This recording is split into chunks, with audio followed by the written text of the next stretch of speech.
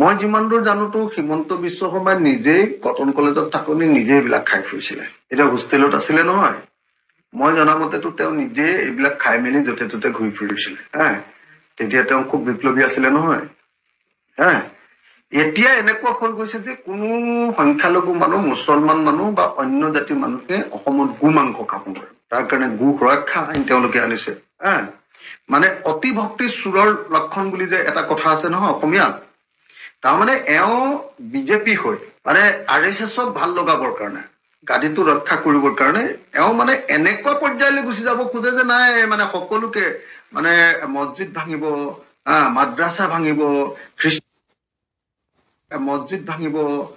মাদ্ৰাছা ভাঙিব, খ্ৰীষ্টানৰ বিৰুদ্ধে বিভিন্ন ধৰণৰ আক্ৰমণাত্মক কথা ক'ব, সংখ্যালঘু মানুহ বিভিন্ন ধৰণৰ সংখ্যালঘু মানুহৰ জীৱন আৰু জীৱিকাৰ ওপৰত আক্ৰমণ কৰিব, ক'ৰবাত বানপীড়িত মানুহৰ ওপৰত আক্ৰমণ কৰিব, ক'ৰবাত আপোনাৰ কাৰোবাৰ জীৱিকাৰ বিভিন্ন উপাৰ্জন ব্যৱসায় বাণিজ্যৰ ওপৰত আক্ৰমণ কৰিব।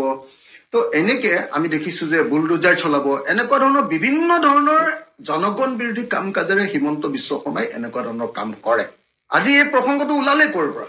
এই প্ৰসংগটো ওলালে যে এইবাৰ চামগুৰি বিধানসভা সমষ্টিৰ গৰু কাটি গৰুৰ মাংসৰে ভোজ খোৱা বুলি MP আমাৰ সাংসদ ৰকিবুল হুছেইন ডাঙৰীয়াই বিজেপিৰ বিৰুদ্ধে অভিযোগ উত্থাপন কৰিছে।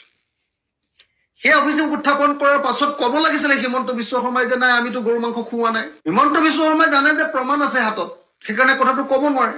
উল্টাই তেওঁ কি ব্লেকমেইল কৰিছে উল্টাকে, যিজন মানুহে নিজে কৈছিলে যে অসমত গো মাংস কৰিব নোৱাৰিব, গৰু মাংস কাটিব নোৱাৰিব, ইমান কিলোমিটাৰলৈকে গৰু কাটিব নোৱাৰিব, আমুক অঞ্চলত গৰু মাংস খাব নোৱাৰিব, মুছলমান মানুহে গৰু মাংস খাব নোৱাৰিব, এনেকুৱা ধৰণৰ সাম্প্ৰদায়িক চূড়ান্ত সাম্প্ৰদায়িকতা যিজন মানুহে কৈ আছিলে, এতিয়া যেতিয়া ধৰা পৰি গ'ল যে চামগুৰি বিধানসভা উপ নিৰ্বাচনত তেওঁলোকেই গৰু মাংস বিলাইছে, যেতিয়া ধৰা পৰি গ'ল এতিয়া উল্টাই তেওঁ কয় যে ৰকিবুল হুছেইনে লিখি দিয়ক যে গৰু মাংস মানে বন্ধ কৰিব লাগে বুলি।